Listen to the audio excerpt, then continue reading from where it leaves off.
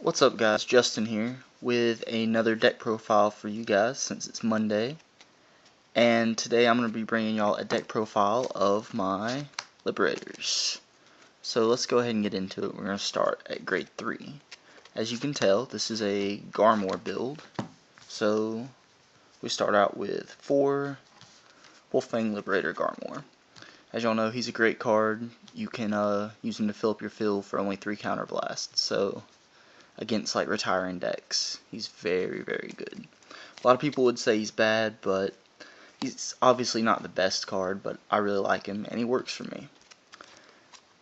And the rest of our grade 3s are 4 of the Break Ride Solitary Liberator Gancelot. Now, it took me a while to actually like these 2 cards together. At first, I was playing a build with only Garmore and Liberator of the Round Table Alfred, but I just kind of didn't like that build. It just felt too vanilla and like it wasn't really doing anything. And on paper, that seems better, but in testing, these 2 cards actually work really well for me because your opponent, if you're on Gancelot, your opponent is either you're at limit break, your opponent's going to either waste attacks on your rear guards, and next turn you can Break Ride, just give the power, the plus 10, and fill up your rear guards.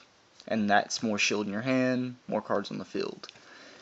If they instead leave the rear guards there, and just choose to go at your Vanguard, you Break Ride, put the power on the rear guards, and then you don't have to do Garmore skill, and you can wait to do it later in the game, if you need to.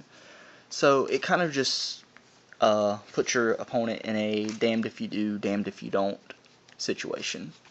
So that's my grade 3s. And next we're going to go to grade 2s. Of course you run 4 Fallon, the 12k attacker. It just makes good columns with any of the grade 1s in the deck, and you absolutely need to run 4.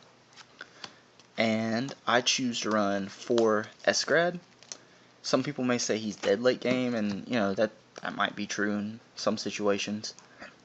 But overall he's a good card, and I choose to run 4 of him just because it applies that early game pressure. Early game, if you call him to the side there, you're basically getting a +1 no matter what your opponent chooses to do. They're either going to waste a card blocking an attack they normally wouldn't, or it's going to hit and you can choose to counterblast to superior call the top card of your deck.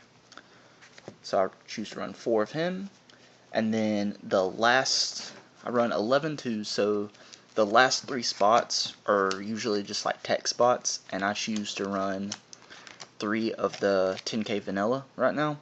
I don't like running blaster blades in the deck because you want to conserve your counterblasts for field filling to maximize your pluses. And I was using Durant, the 9k that gains 3 every time something's superior called, but I noticed I was always riding him, and he never really did much for the deck, so I chose to run the 10k vanillas instead, and it's my grade 2 ride target. And generally, like turn 2, my favorite field is if you can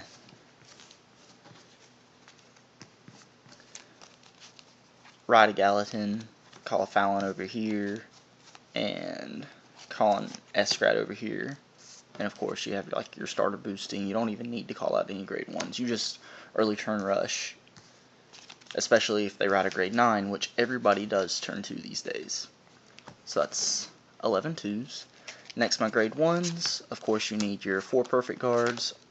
Whoops. Always run 4. I wouldn't recommend anything different.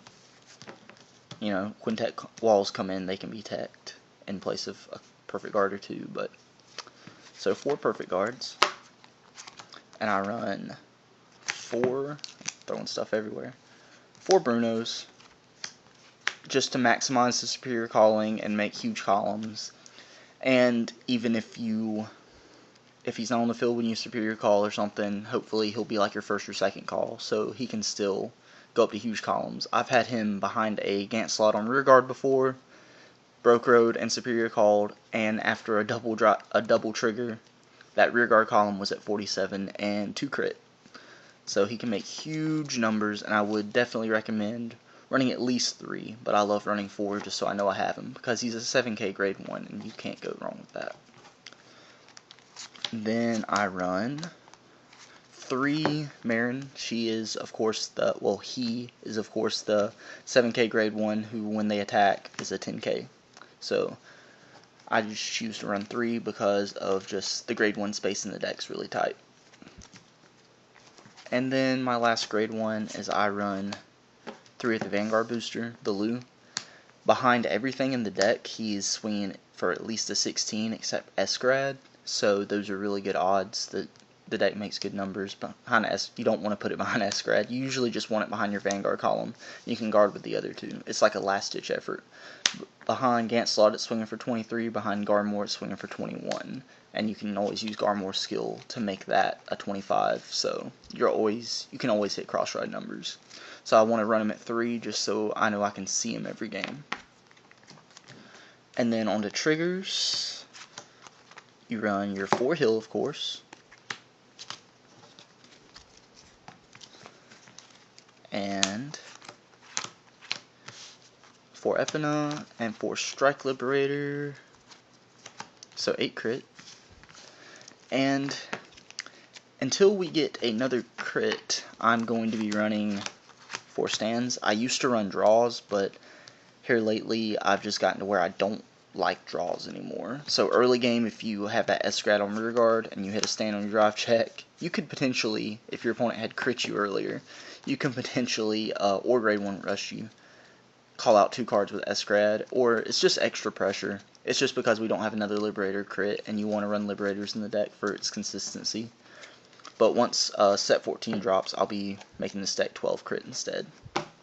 And of course the starter is Chirp Trumpeter, just because it's the best starter that Liberators have right now. You can run Spring Breeze in other decks, but this deck you really want to conserve your counterblast for your plussing on the field. So I wouldn't recommend that, even though it's a good card. And you want to have the 5k since you want to rush early to make those pluses in the big columns late game really mean something. So if the 5k makes better numbers.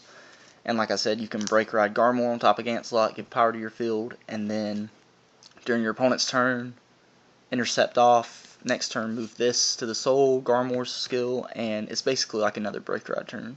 So you can go off 2 turns in a row. So guys, that's my Liberators, and I've really been having a lot of fun with the deck. I was playing Revengers for a long time, ever since they came out.